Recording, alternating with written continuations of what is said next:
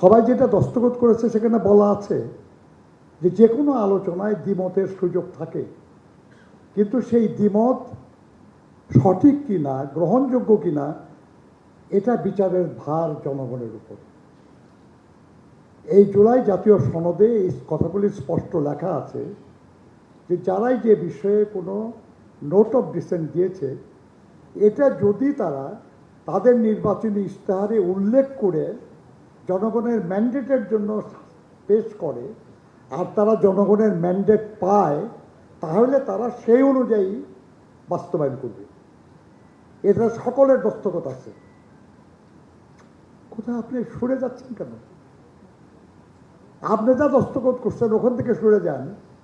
আর আমাদের কয়েকজন এক্সপার্টরা তারা একটা ড্রাফট করলো যেখানে যার ডিসিশন হয় নাই সেটাকে ডিসিশন বলে বলা হলো, ওটা প্রশ্ন করতেছেন। কখনো স্বীকার করেন না যে গণভোটের যে ডকুমেন্ট, সেই ডকুমেন্ট আপনাদের সঙ্গে পরামর্শ করে করা হয়েছে। আমাদের বিরোধী এক রাজনৈতিক দল আছে, তারা কিন্তু এটা স্বীকার করে না। আমরা তো জানিই না আর কি।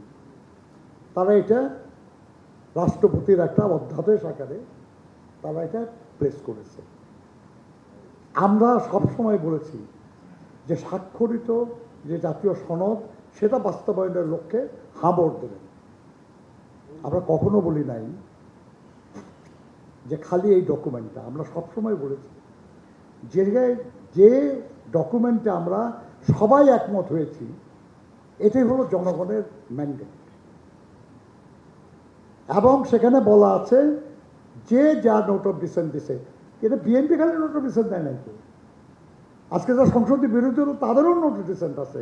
জুলাই জাতীয় সনদ করে দেখেন, বলা হয়েছে যারাই যে নোট অফ ডিসেন্ট দিয়েছে এটা তারা তাদের নির্বাচনী ইশতেহারে উল্লেখ করবে, জনগণের সামনে উপস্থাপন করবে। জনগণ যদি এর প্রতি সমর্থন দেয় তাহলে তারা সেই অনুযায়ী বাস্তবায়ন করবে। আমরা আমাদের কথা থেকে সরি নাই, আমরা আমাদের প্রতিশ্রুতিতেই আছি।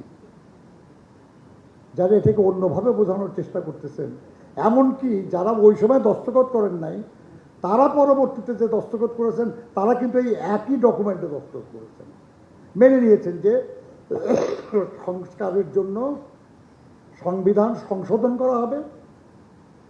এবং কি সংশোধন, সেটা যে সনদে উল্লেখ আছে, সেখানে যদি কোনো দ্বিমত থেকে থাকে এটা জনগণের সামনে নির্বাচনী ইশতেহারের মাধ্যমে উপস্থাপন করা হবে, জনগণের ম্যান্ডেট পেলে সে অনুযায়ী বাস্তবায়ন করা হবে। এর পরেও আমাদের মাননীয় প্রধানমন্ত্রী সংসদে বলেছেন যে দেখেন, যাই কিছু হোক, এটা যখন বিল আকারে সংশোধনে আসবে তখন তো আমরা সবাই এটা নিয়ে আলোচনা করতে পারবো। এবং এই আলোচনায় যদি আমাদের মতের চেয়ে বেটার কোনো অভিমত আমরা পাই, হতে পারে আমরা সেটা গ্রহণ করব। কিন্তু আলোচনাই করতে চাবেন না, এই নিয়ে যে একটা কমিটি করার কথা হয়েছে সেখানে অংশগ্রহণ করতে যাবেন না।